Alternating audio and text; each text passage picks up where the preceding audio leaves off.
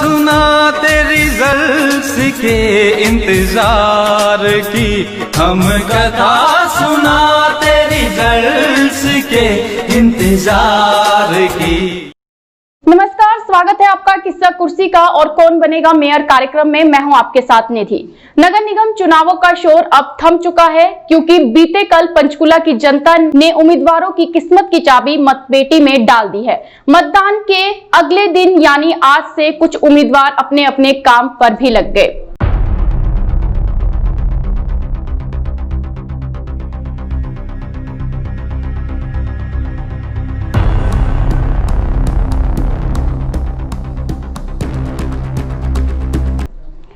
हरियाणा विधानसभा speaker व पंचकुला विधायक Gyanchand Gupta BJP की जीत के लिए आज माता मनसा देवी के मंदिर में नतमस्तक हुए। अब किस उम्मीदवार की किस्मत का ताला खुलता है, ये तो आने वाली 30 तारीख को ही पता चल पाएगा। फिलहाल उम्मीदवारों की किस्मत मतपेटियों में कैद है, जो सेक्टर 14 के गर्ल्स कॉलेज में पूरी सुरक्षा के साथ रखी गई है।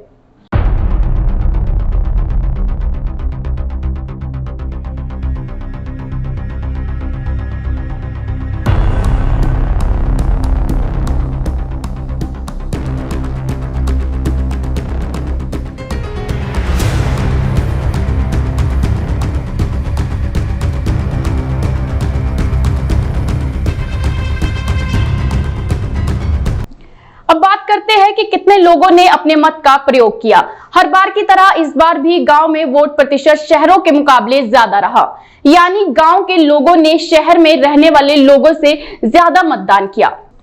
पूरे पंचकुला की बात करें तो यहां कुल 1,85,708 वोटर्स है, जिसमें से 1,03,068 लोगों ने मतदान किया, यानी 55.9% बीते कल मतदान हुआ।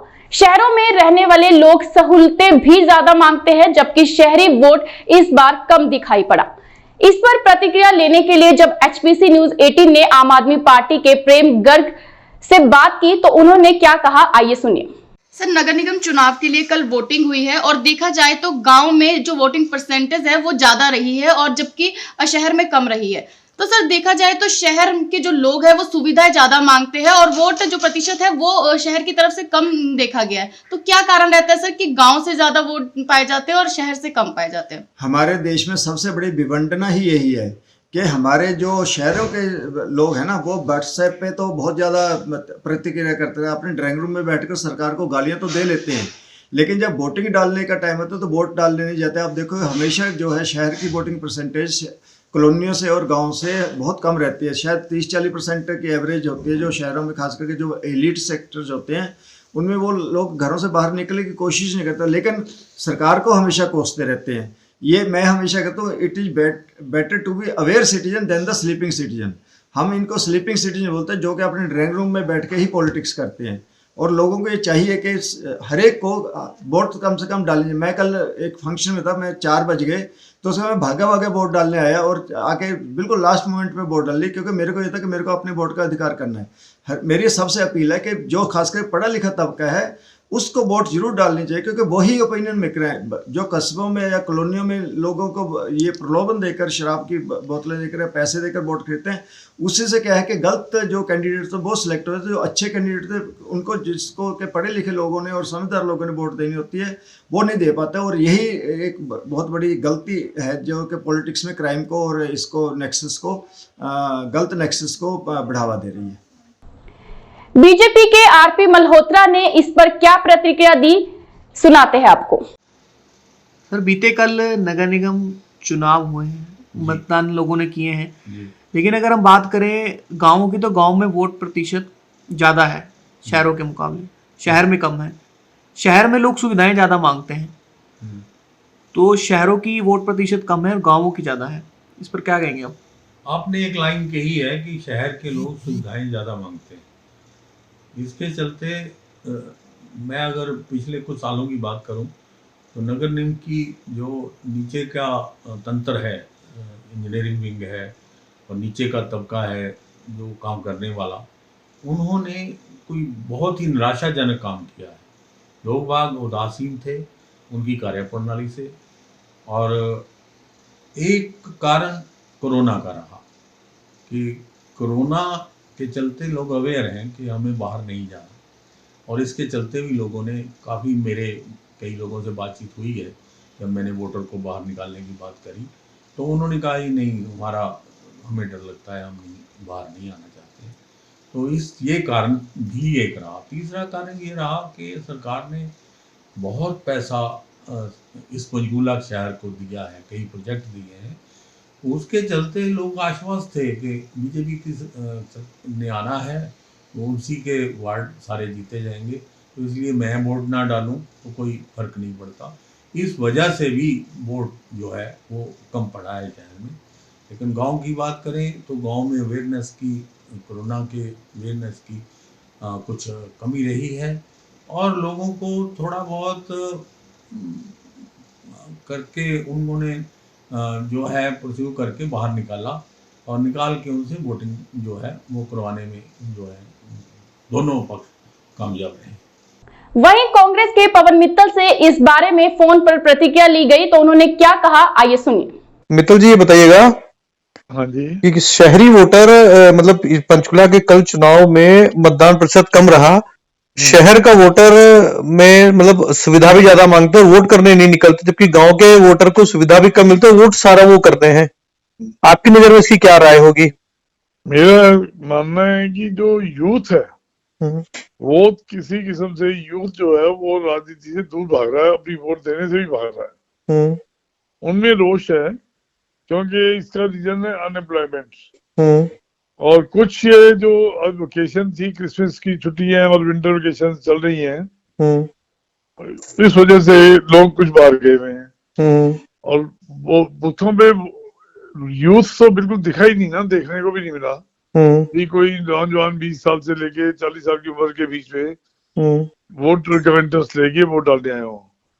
जो हमारे पास फोन से फोन करके एक दो को मैंने बुलाया भी है, और उनका कोई इंटरेस्ट नहीं था वोट डालने में। जो हमारा यूथ है वो इंटरेस्ट नहीं ले रहा। लेकिन शिकायत सबसे ज्यादा शहरी वोटर ही करता है। हाँ जी, हाँ जी। शहर में ऐसा है, शहर में लोगों की जो पढ़े लिखे लोग हैं, ऐसा नहीं है गाँव में भी पढ़े लिखे हैं, और शहर वालों की इतनी कोई समस्याएं है नहीं, वो नगर पालिका की समस्या को अपना समस्या नहीं समझती, और जो आजकल ऑफिसर शाही चल रही है वो किसी की सुनते नहीं है, और बेचारा बच्चे कहते हैं ठीक है मेरे अफसरों ने अपनी करनी है, राजनेता ने अपनी करनी है, हमने क्या लेना है, हम अपना पढ़े लिखे अपना काम करें। तो आगे उनको अपना फ्यूचर बर्बाद नजर आ रहा है जी जी, क्योंकि एम्प्लॉयमेंट बिल्कुल नहीं है।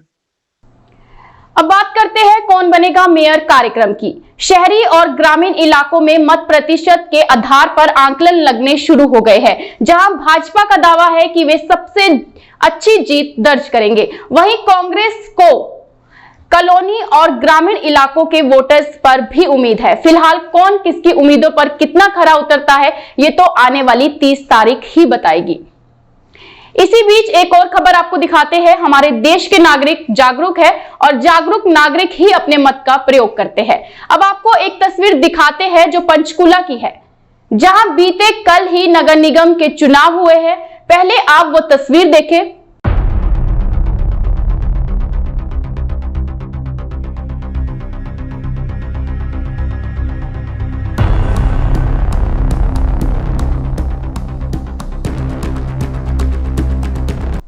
इस तस्वीर को हमारे संवाददाता ने सेक्टर 14 के चौराहे से कैद किया है। ये इस्तेमाल की हुई पीपी किट है।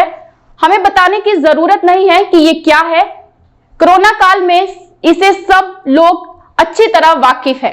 ये इस्तेमाल की हुई पीपी किट कहां से आई है, किसने फेंकी है, इसकी पुष्टि हम नहीं कर सकते, लेकिन ये पीपी किट कहां इस्तेमाल होती है इसे हम भलीभांति जानते हैं। ये दिखाने का हमारा उद्देश्य आपको आगाह करने का है कि अगर कोई भी पीपी किट का इस्तेमाल करता है तो उसे इस्तेमाल करके उसकी सही जगह पर रखे। बहरहाल अब चुनावी बात पर दोबारा वापस आते हैं। अब जानते हैं वार्ड्स में हुए चुनाव का विश्लेषण हमारे संवाददाता मोहित शर्मा और वरिष्ठ पत्रकार रितेश माहेश्वरी के साथ। सुनाते रिजल्ट्स के इंतजार की हम कथा, सुनाते रिजल्ट्स के इंतजार की। नमस्कार, आप सभी का स्वागत है HBC न्यूज 18 में। नगर निगम चुनाव हो चुके हैं, सभी ने अपने अपने मत का प्रयोग किया। तो ऐसे में अब आपको बताते हैं कि सबसे पहले कि पंचकुला में जो कल चुनाव हुए उसमें कितने लोगों ने मतदान किया, कुल कितने वोटर्स थे। तो सबसे पहले आपको वो बता देते हैं। पंचकुला में अगर कुल वोटर्स की बात की जाए तो 1,85,708 कुल वोटर्स की संख्या है। और बात की जाए कि कितने लोगों ने मतदान किया, कितने लोगों ने मत का प्रयोग किया, 1,03,768 लोगों ने अपने मत का प्रयोग किया। कल प्रतिशत की बात करें तो 55.9% जो इस बार मतदान हुआ है। तो अब हम चर्चा करने वाले हैं कि किस वार्ड से किस उम्मीदवार की संभावना है, तो इस पर हम बातचीत करेंगे। इसके लिए मेरे साथ हैं मेरे सहयोगी और वरिष्ठ पत्रकार रितेश महेश्वरी जी। रितेश जी, आपका स्वागत है। रितेश जी, अब हम चर्चा करने वाले हैं कि क्योंकि हम सबको पता है कल चुनाव के जो मतदान था वो कल हो चुका है, और ऐसे में अब इंतजार की घड़ियां तो 30 को, जाहिर सी बात है, अब ईवीएम में कैद है, जो जनता का निर्णय होगा वो 30 को सुना दिया जाएगा। 20 वार्ड है, आपको बता दें। 20 वार्ड में अब हम चर्चा करेंगे कुल पहले 5 वार्डों की। तो पहले 5 वार्ड से हम शुरुआत करके पहले वार्ड से शुरुआत करेंगे। तो आप बताएंगे कि कितनी संभावना है किस उम्मीदवार को। वार्ड नंबर 1 में कुलजीत बड़ैच जो कांग्रेस से उम्मीदवार थी, नरेंद्र लुबाना भाजपा से, अनिल कुमार ये आजाद थे, सुखदेव सिंह आजाद, सुखविंदर कौर ये भी आजाद थे। यानी कुल 5 उम्मीदवार वार्ड नंबर 1 से मैदान में उतरे थे। Ward number 1।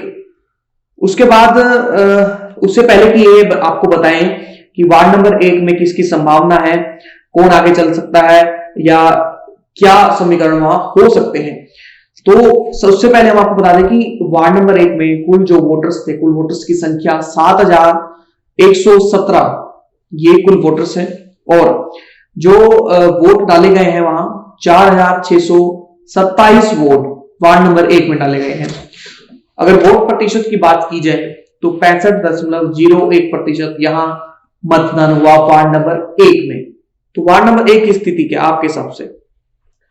देखो मोहित, वार्ड नंबर 1 में 5 उम्मीदवार चुनाव लड़ रहे थे, जिसमें 2 लोग पार्टी के उम्मीदवार थे, एक कांग्रेस से थे, एक भारतीय जनता पार्टी के उम्मीदवार थे, और 3 लोग जो चुनाव लड़ रहे थे वो आजाद उम्मीदवार के तौर पर चुनाव लड़ रहे थे। आजाद उम्मीदवार में एक जो थे वो कांग्रेस से ही टिकट मांग रहे थे, उनको टिकट नहीं मिली तो वो नाराजगी थी, वो कहीं ना कहीं जाकर के कांग्रेस में आजाद उम्मीदवार के तौर पर खड़े हो गए। 2 लोग जो थे, 2 लोगों में से एक लेडी उम्मीदवार थे सुखविंदर कौर, उन्होंने अपना समर्थन भारतीय जनता पार्टी के उम्मीदवार को दे दिया था। यानी कि कुल जो संख्या बल रह गई थी बाद में वो 4 की संख्या रह गई थी। सुखविंदर कौर ने अपना समर्थन दिया था भारतीय जनता पार्टी के उम्मीदवार को। भारतीय जनता पार्टी ने अपना जो चेहरा उतारा था वो पहली बार उतारा था, और मतलब युवा चेहरा उतारा था। उन्होंने युवा शक्ति को प्रमोट करने की कोशिश की थी वहां पे। और जो कांग्रेस उम्मीदवार थे कुलदीप बड़ैच, जो पिछली बार के 3 बार से पहले मतलब पार्षद का चुनाव लड़ चुकी थी और चौथी बार वो चुनाव लड़ने उतरी थी। जो कुलदीप बड़ैच की जो रहती है वो भैंसा टिब्बा एरिया पड़ता है, वहां पे, वहां से उनका निवास स्थान है, वहां से उनको जो वोटिंग प्रतिशत हुआ उनके वार्ड का जो पोल बूथ नंबर था, बूथ नंबर 2, जिसमें 82.11% पोल हुआ था। नहीं, ये मैं गलत बता गया आपको। जो ये सुखदेव सिंह थे आजाद उम्मीदवार थे, जिनका बूथ नंबर 2 था, जिसमें 82.11% पोलिंग हुआ था। और अगर भैंसा टिब्बा की बात करें, जहां से कुलदीप बड़ैच खुद उम्मीदवार थी, वहां की जो पोलिंग हुई थी वो तकरीबन हुई थी अपनी 50% के आसपास। भैंसा टिब्बा से 2 उम्मीदवार थे एक ही जगह से। अनिल चौहान भी थे, वो कांग्रेस से टिकट मांग रहे थे, और कांग्रेस से ही कुलदीप बड़ैच उम्मीदवार थे। तो कहीं ना कहीं कांग्रेस की वोटें, जो कांग्रेस की अपनी वोटें थे वो कटेंगी जरूर। और सुखदेव सिंह जो रहने वाले थे सकेती इलाके की वोटिंग बहुत अच्छी हुई है। पर्टिकुलर जिस बूथ की मैं बात कर रहा था, बूथ नंबर 2 की 82.11% वोटिंग वहां पे हुई है। तो स्थिति जो है वो थोड़ा कांटे की दिखाई पड़ रही है यहाँ पे सुखदेव सिंह और कुलदीप बड़ैच के बीच में। नरेंद्र लुबाना जो है उन्होंने भी कहीं ना कहीं टक्कर देने की कोशिश की है।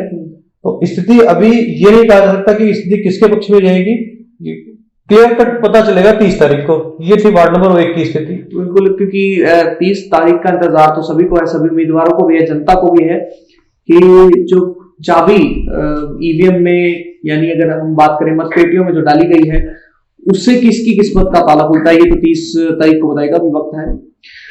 तो चलिए हम बात करते हैं वार्ड नंबर 2 की। वार्ड नंबर 2 में अमन दत्त शर्मा जो कांग्रेस से चुनाव लड़े हैं, सुरेश कुमार वर्मा भारतीय जनता पार्टी, यहाँ आजाद उम्मीदवार कोई नहीं है वार्ड नंबर 2 से, सिर्फ ये 2 ही उम्मीदवार हैं, कांग्रेस और भाजपा।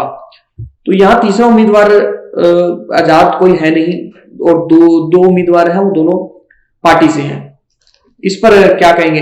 लेकिन उससे पहले मैं आपको ये भी बता दूं कि वार्ड नंबर 2 में कुल वोटर्स हैं वो हैं 7,960 कुल वोटर्स हैं, जो वहां मत डाले गए लोगों ने अपने वोट का जो इस्तेमाल किया, अपने वोट डाला, 3,101 वोट वहां डाले गए, यानी प्रतिशत हुआ 38.95%। वार्ड नंबर 2 की स्थिति क्या रही? वार्ड नंबर 2 में 2 ही उम्मीदवार थे, बीजेपी के कांग्रेस के, दोनों में सीधी लड़ाई थी, और वार्ड नंबर 2 में करीब 39% वोटिंग हुई है, जो कहीं ना कहीं ये दिखाती है एंटी इनकम्बेंसी। मतलब सरकार जिसे मतलब कि शहरी वोटर था वो निकल के नहीं आया वोट करने के लिए, और कांग्रेस ने अपना युवा चेहरा उतारा था जो है, और बीजेपी के जो उम्मीदवार थे सुरेश कुमार वर्मा, बेसिकली उनके ऊपर कुछ एक आरोप भी लगे हुए हैं जो है, तो लोगों ने, और उनका जो निवास स्थान है वो पंचकुला में न रह करके मनी माजरा में है, जो बिल्कुल लगता ही एरिया है, लेकिन वो आता चंडीगढ़ में। तो एक आरोप वहां पे ये भी चलता रहा कि ये बाहरी उम्मीदवार है, तो लोकल जो बीजेपी के उम्मीदवार थे उन्होंने उनका समर्थन नहीं किया। कहीं ना कहीं ऊपर से तो दिखाई पड़ते थे समर्थन है, लेकिन जो समर्थन जैसा चाहिए था उनको वैसा समर्थन नहीं मिला, लेकिन फिर भी उन्होंने अमन दत्त शर्मा को टक्कर दी है। चूंकि वोटिंग में कुछ थोड़ी सी ज्यादा होती तो उसका असर कुछ ज्यादा दिखाई पड़ता, इसलिए इस वार्ड में भी ये कहना मुश्किल है कि स्थिति किस तरफ होगी। हम आकलन का रिव्यू कर रहे हैं, और फाइनल रिव्यूज हम कल की जो चर्चा होने वाली है हम उस पर भी करेंगे, बिल्कुल, इन सीटों के ऊपर। तो लगातार हम चर्चा कर रहे हैं, और ऐसे में वार्ड टू वार्ड जो हमारी बातचीत चल रही है उस पर कुछ संभावना बताई जा रही है, क्योंकि हमारे जो रिपोर्टर्स हैं, हमारे संवाददाता हैं, हमारे कैमरामैन हैं, वो लगातार इन चुनावों से पहले भी, जब चुनाव का बिगुल बज चुका था, उस वक्त से लेके चुनाव होने तक, यानी कल तक और अभी तक भी, यानी 30 तारीख तक भी जब मतगणना होगी तब तक भी हमारे जो संवाददाता हैं वो ग्राउंड रिपोर्ट पर डटे रहेंगे, तो आपको इसकी जानकारी देंगे, ताकि जो जनता का मूड है वो क्या कहता है, पंचकुला का मूड क्या कहता है, उस पर हम लगातार बातचीत करते रहेंगे। अब चलते हैं वार्ड नंबर 3 की ओर बढ़ते हैं। वार्ड नंबर 3 की बात करें तो भावना गुप्ता कांग्रेस से, रितु गोयल जो है भाजपा से यहाँ चुनाव लड़ी थी, और चुनाव जो है ना लड़ा बेनू राव आजाद उम्मीदवार के तौर पर इस वार्ड में जो खड़ी हुई। अगर वार्ड नंबर 3 की मैं बात करूं तो 12,926 कुल वोटर्स यहाँ हैं, 6,082 वोटर्स ने अपने मत का प्रयोग किया है, यानी 47.05% यहाँ मतदान हुआ है वार्ड नंबर 3 की। अपने बात की तो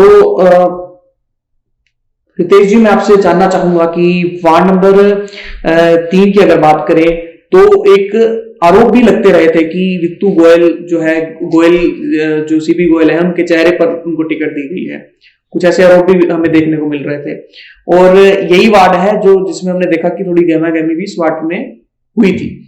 तो ऐसे में इस वार्ड पर आप क्या कहना चाहेंगे, कितनी पकड़ मजबूत है इन तीनों जो उम्मीदवार हैं इनकी? देखिए, बात करें पहले आजाद उम्मीदवार से, बेनू राव से। बेनू राव ने भारतीय जनता पार्टी के टिकट के लिए अप्लाई किया था, और कांग्रेस पार्टी ने उन्हें खुद टिकट ऑफर की थी। बेनू राव जी भारतीय जनता पार्टी से टिकट मांग रही थी, एक अच्छी तेज तर्रार वक्ता भी है, और जो है नेत्री भी है, सामाजिक कार्य करती रही है, जो है उनको टिकट भारतीय जनता पार्टी नहीं थी, तो वो नाराजगी की वजह से वो खड़ी हो गई। अब बात करते हैं दूसरी प्रत्याशी जो भारतीय जनता पार्टी से, रितु गोयल जी। रितु गोयल, सीबी गोयल जो पूर्व पार्षद है भारतीय जनता पार्टी के, जो मेयर पद के लिए भी टिकट मांग रहे थे, उनको मेयर पद की टिकट ना मिली तो उनको ये कहा गया कि ठीक है जी, जो भी अंदर से कहा गया हो, उनके परिवार में टिकट दी गई।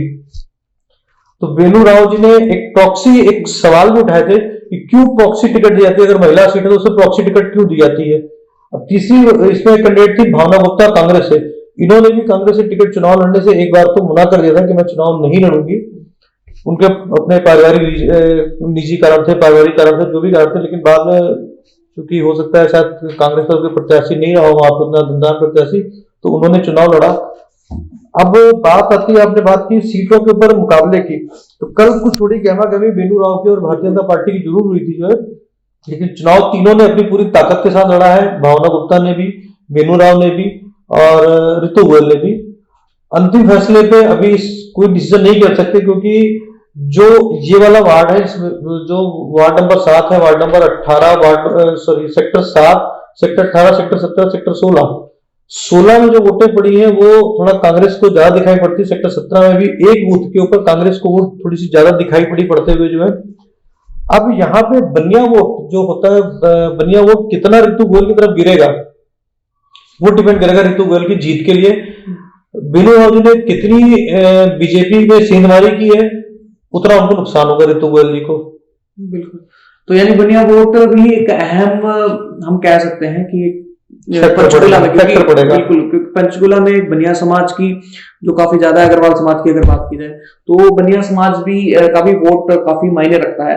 तो ऐसे में अब हम बढ़ते हैं वार्ड नंबर 4 की ओर। वार्ड नंबर 4 में प्रियंका जो कांग्रेस से है, उसके अलावा सोनिया सूद भारतीय जनता पार्टी से, सीमा गर्ग आजाद चुनाव जिन्होंने जो यहाँ से उम्मीदवार हैं, यानी ये 3 उम्मीदवार, प्रियंका कांग्रेस से, सोनिया सूद भाजपा से, उसके अलावा जो तीसरी उम्मीदवार है वो सीमा गर्ग आजाद है। ये 3 उम्मीदवार हैं।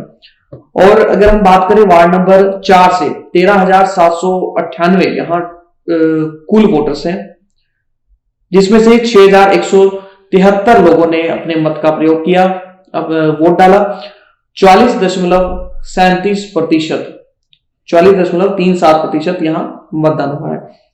वार्ड नंबर 4 के बारे में क्या कहेंगे? वार्ड नंबर 4 में भी आपने चर्चा बताई, जिसे कांग्रेस और बीजेपी के अलावा एक आजाद उम्मीदवार थे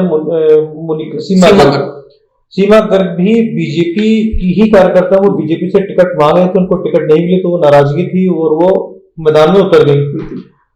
चुनाव के दौरान में आपने देखा होगा, हमने भी सुना था, हमने खबर भी चलाई थी कि उनके पोस्टर को पहले फाड़ा गया, फिर उनके पोस्टर के ऊपर काली की पोती गई, कुछ इस टाइप से उन्होंने FIR भी दर्ज कराई। इसी को उनका तो उनका मनोबल डाउन करने की कहीं ना कहीं कोशिश की गई। वो कौन था ये तो चर्चा का बात का विषय है, वो पुलिस का काम है, हमारा काम नहीं है।